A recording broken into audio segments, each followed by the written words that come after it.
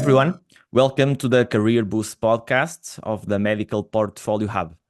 Today, we have the privilege of welcoming an extraordinary guest to the podcast, Professor Alexandra Gonçalves.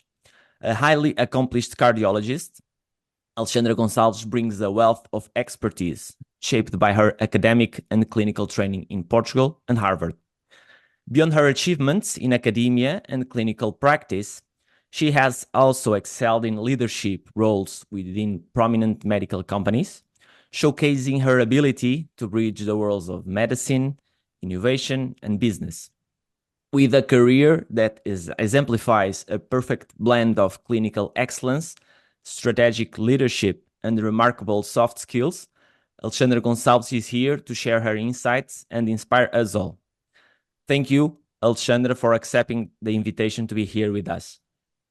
Thank you, Ricardo, and really thank you for the invitation, and it's really my pleasure and my honor to be here. Your journey has been truly inspiring. Can you condense it into a quick snapshot for our listeners? No, thank you.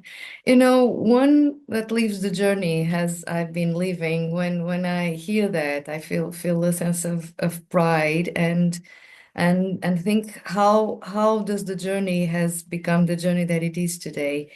And I have been very fortunate to have an adventure. So I look to my career as an adventure with a great sense of purpose. So as you described, I started as a clinical cardiologist and then had the opportunity to develop myself within the academic cardiology and contribute in that field. And that opened the doors for the world of business and the world of contribution as a physician in a greater impact at global scale. And that has been a journey that when I look back, one can say, oh, one step is kind of meant to lead to the other. And honestly, has been not. One step has been leading to the other by a sense of purpose, dedication, and joy of what I do. We all have someone who influenced us deeply. Who was your guiding light, and how did he or she shape your career?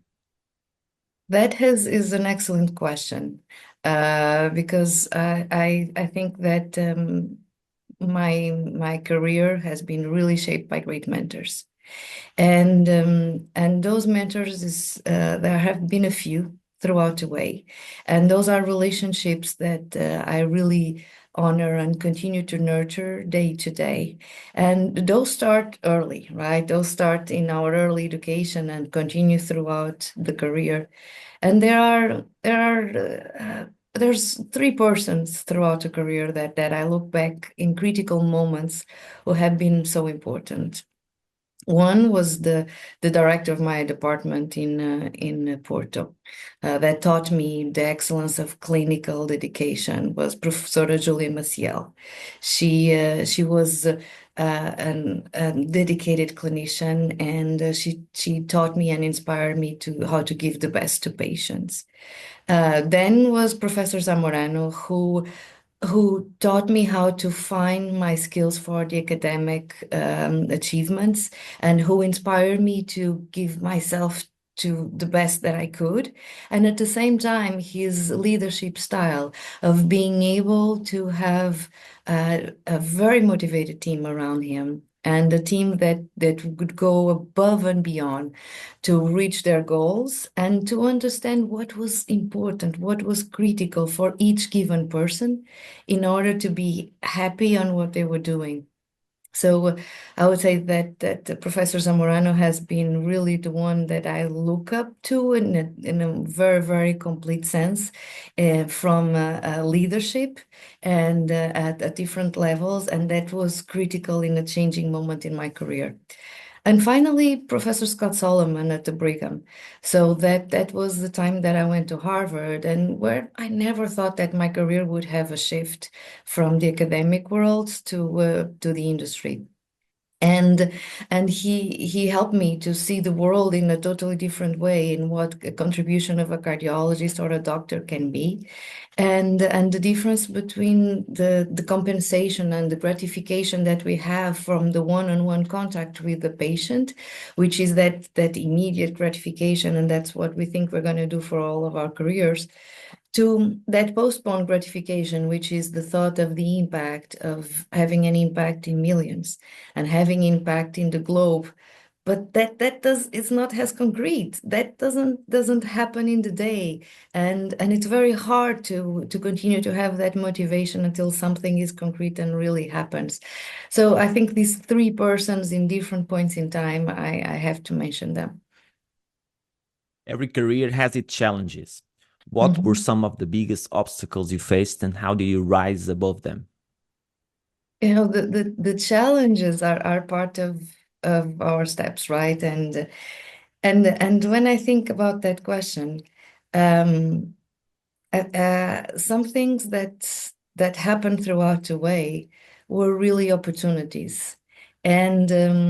And for example, for the academic achievements, when I was doing my cardiologist fellowship in Porto, and then, as I mentioned, went to Madrid to do academic fellowship, and that was where when I did the PhD, was a PhD in conjunction between the University of Madrid, University Complutense, and the University of Porto, the Faculty of Medicine of Porto. And how did it start? It started with a challenge, because I arrived to Madrid with the goal of learning the best clinical skills that I could.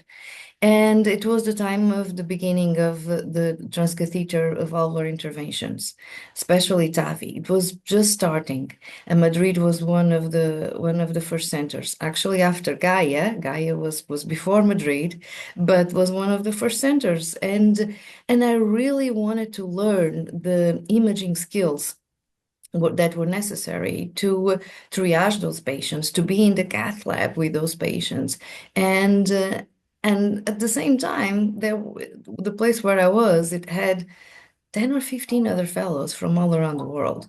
And I wanted to go to the cath lab. I wanted to be with hands-on. And I remember being told, the same way you want, these other 15 also want to go there. And I was feeling incredibly frustrated because something that was so exciting was happening in front of my eyes, and I just could not be there.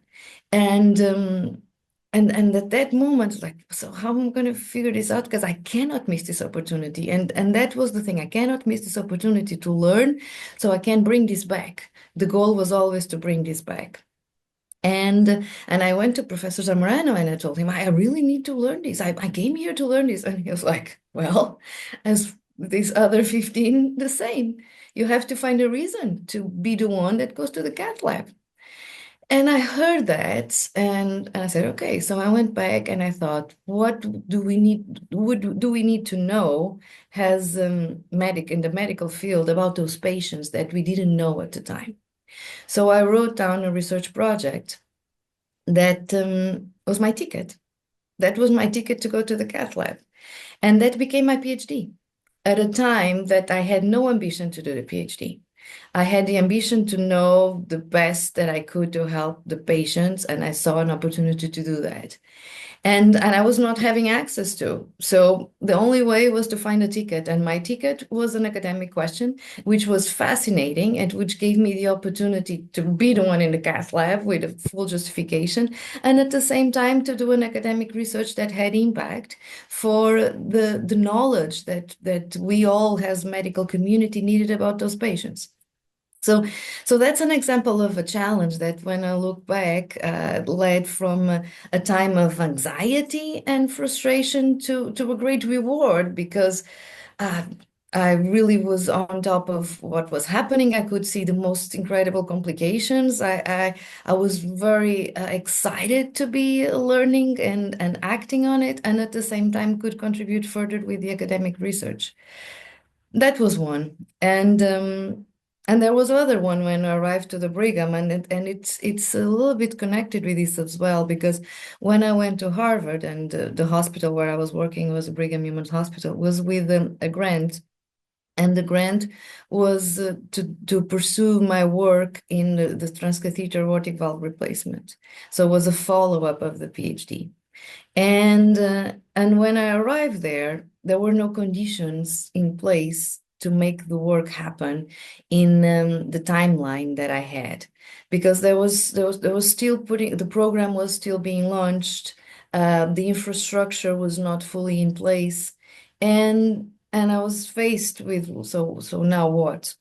How long will I have to be here to get where I think I need to get, and how to deal with this. So there was a time of discovery, and that discovery was also okay. So this project, which I thought was the biggest project, became a smaller one because the environment was not optimized for that project, but the environment was optimized for other level of research.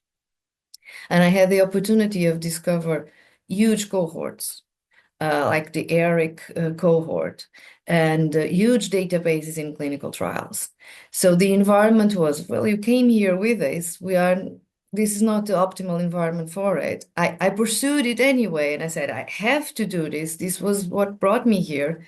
So I wrote a paper about that, which was a paper of low impact. And I had the opportunity to discover a totally different level of research, which was in huge databases, learn statistics to the deepest level, and have the ambition of publish the best papers that have ever been published on that topic. And in this case, was in epidemiology, was on the effects of alcohol consumption in the heart in population that had been followed for 20 years. So it was a totally different concept of something that I had never thought about. But the challenge was to take the best from where you are and move on. So that was the other challenge that I recall as something that was overcome. And in the industry world, the challenges are daily, and those are a mix of everything, right? That they are a mix of management, a mix of prioritization, a mix of surprises from the research perspective, from the market perspective.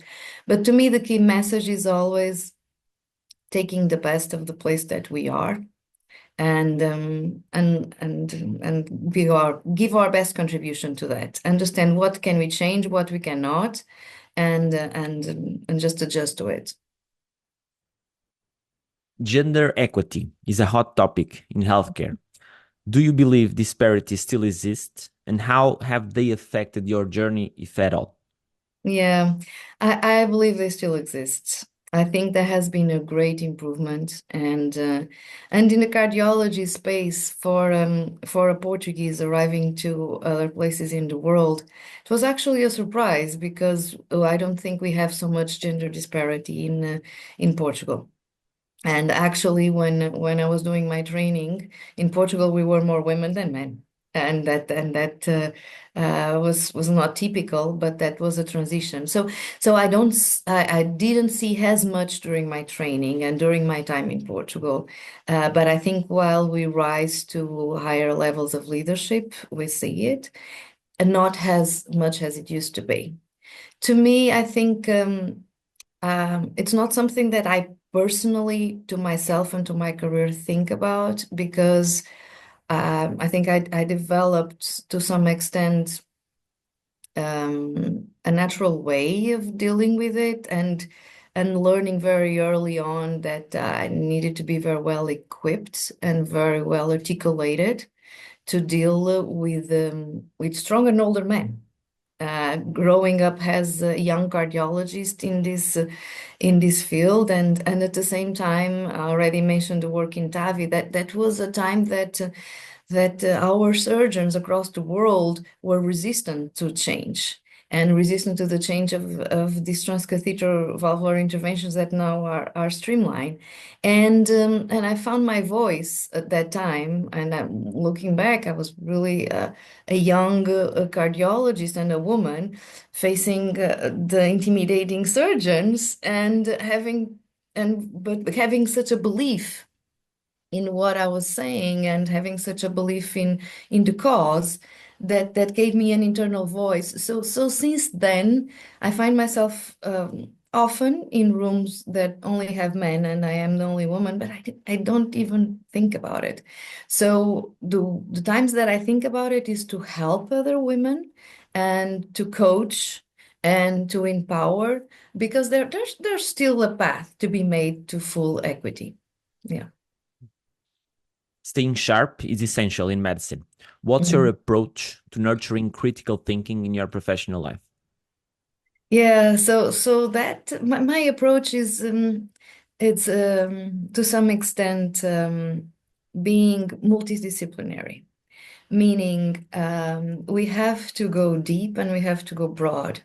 And I had to do that learning when I had an opportunity in my career. This was at Philips, when I became the chief medical officer for all the diagnostic businesses. So that meant that my area of responsibility was no longer just cardiology, was cardiology, radiology, oncology, neuro, and that was some extent very challenging, because we grow and are used to be very focused in a field, even within a medical area of expertise as cardiology. Then we go deeper in a niche, and and in that moment, I had to realize how I had to have my overall thinking coming to a higher level. So with that, I try to go deep in specific areas where I have to make decisions, but to nurture the overall culture, and that culture of where we stand in different areas in medicine and beyond. For example, there's a conference that I've been invited a couple of times, done by NASA, where they bring experts of different areas of the world. It can be from aeronautic industry, can be from car businesses, from robotics, and from medicine, to discuss where are we heading and what are we doing in each one of our fields. And I found those opportunities really unique to broaden our thinking, and to bring in that concept of seeing the forest beyond the trees. And that helps a lot in terms of having the ability of anticipate, of have the vision for the future, and have a team of experts also supporting from when needed. So that's the other part for the critical thinking, is the people with whom you surround yourself. Balancing work and life is an art. Mm-hmm. What's your secret to managing it all and still thriving?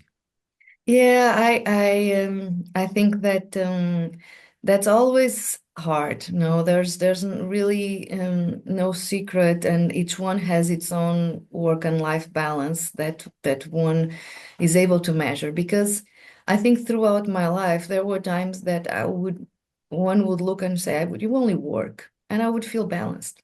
That was my balance at the time. There were other times that didn't work anymore. And there were times that I thought to myself, this is working and I'm thriving and I'm happy, but this has a deadline. This will be for day X. So there are a few things. One is that notion of there are times of great intensity that they are okay, but they are not sustainable. So understand what is sustainable and what works for the self. So that's the first one. The second one is being able to prioritize. Not everything is important, and it's really okay and to say no, and learning to be okay with that. Saying no to an invitation, saying no to an interesting project, saying no to things that long time ago I would not be able to say no, because there's a moment in our career that we want to say yes to everything, because we want to approach all the opportunities, and then there's other moments that we learn that we have to say no to be able to continue to have quality. And third is a team, right? So I had really to learn how to trust in a team, and how to delegate, and whenever something comes in our direction, to think, am I really the best person to do this? This really the best use of my time?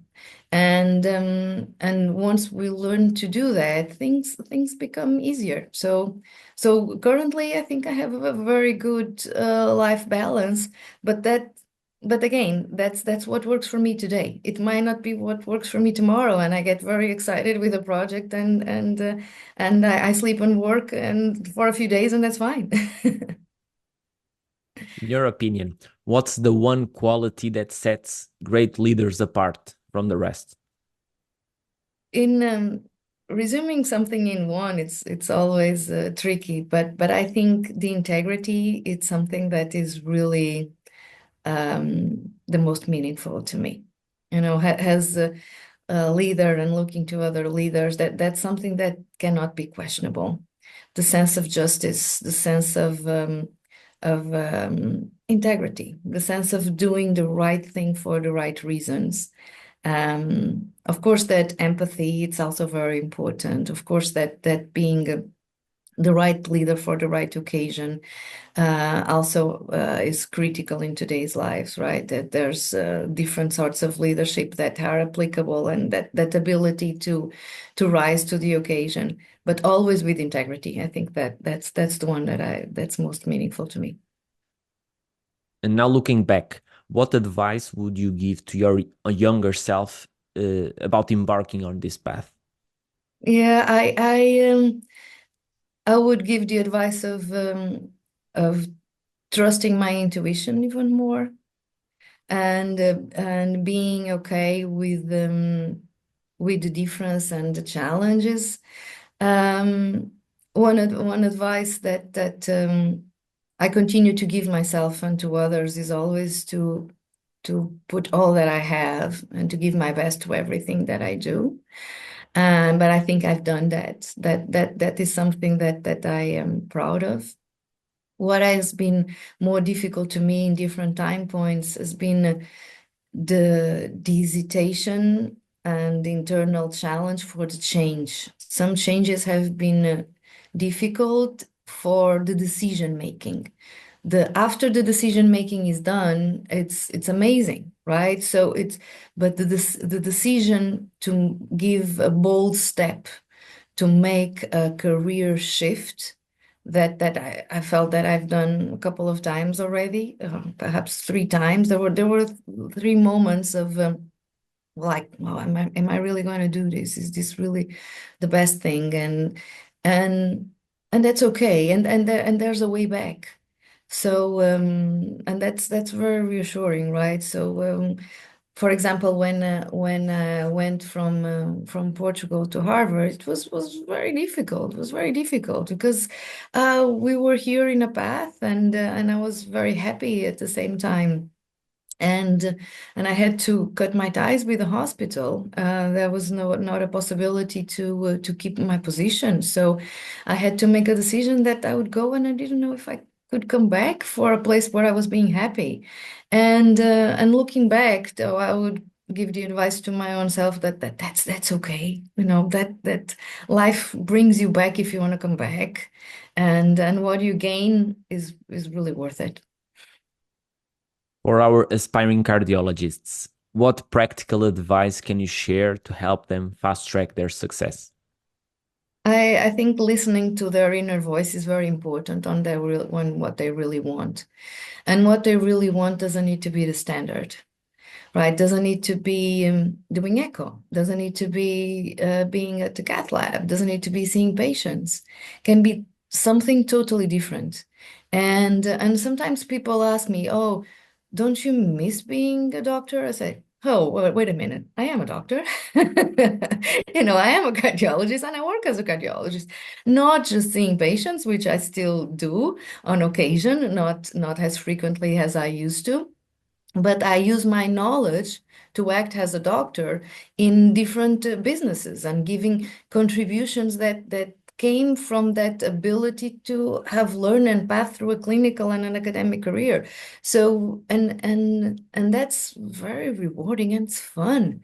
So so the advice that I would give is to look around and learn more of what which one can do, and and get a little bit loose of ties of preconception on what each one of us is supposed to do, and what is what was to be the current shape and the expectations for that shape, because each one of us has a great privilege to be able to shape what we want to do, and not so many people on earth can choose and to be happy with their work.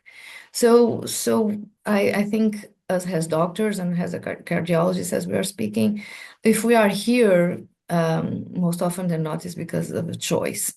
And then there's a moment that those choices can be open further than traditionally thought of. So I would advise to be brave and look for those. The cardiovascular medicine field is constantly advancing. What exciting changes or challenges do you foresee in cardiology's future? Well, the future of medicine is that it's currently changing. It's not just in cardiology, it's all across. And the area that I currently work is in digital health. And digital health is, so I currently lead digital health for all medical areas in a company called Bristol Myers Squibb.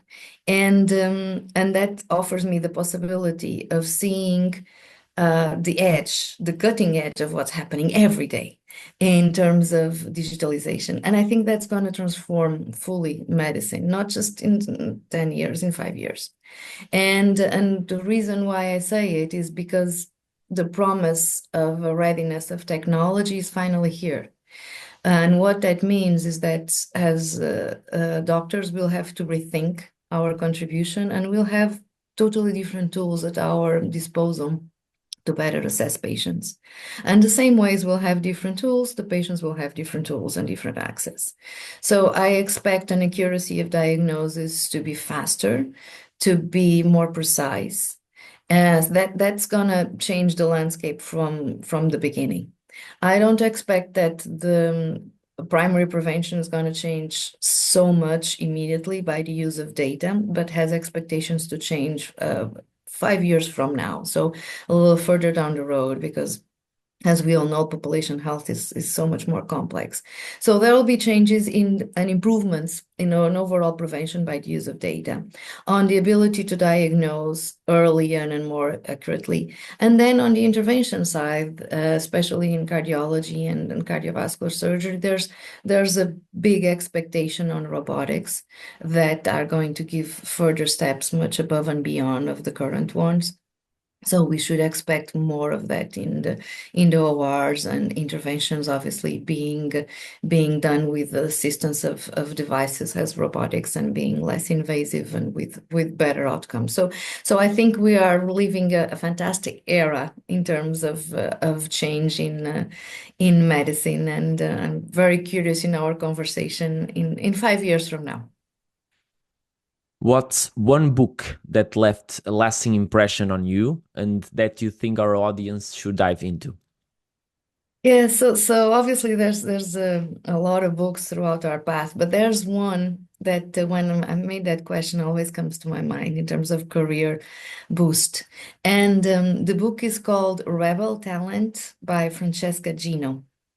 Francesca Gino is a professor at Harvard Business School. And she wrote this book that I had the opportunity to be at the launch of the book perhaps 6, 7 years ago. And the book talks about how to be rebel in the right way can boost change in organizations. And at the time, the book was very empowering to me. I personally feel that in different circumstances, I was a little bit different, perhaps a little bit and had an unusual personality for the environment that I was on. And in those moments, one has the tendency to think, so do I belong here, or how do I fit? And that book was empowering, the sense of using that sense of bringing a difference to create change, and actually understanding that that's actually the reason why were brought in first place, but you might not have been able to see that yourself. So and that comes to my mind in different occasions and in different organizations where I had the opportunity to be, and welcoming those thoughts of being different to boost change. So it's Rebel Talent by Francesca Gino. That brings us to the end of this conversation with Professor Alexandra Gonçalves. Thank you, Alexandra, for your time and wisdom. And thank you to our listeners for joining us. Don't forget to subscribe for more inspiring stories and actionable tips from leaders in medicine. See you soon. Thank you.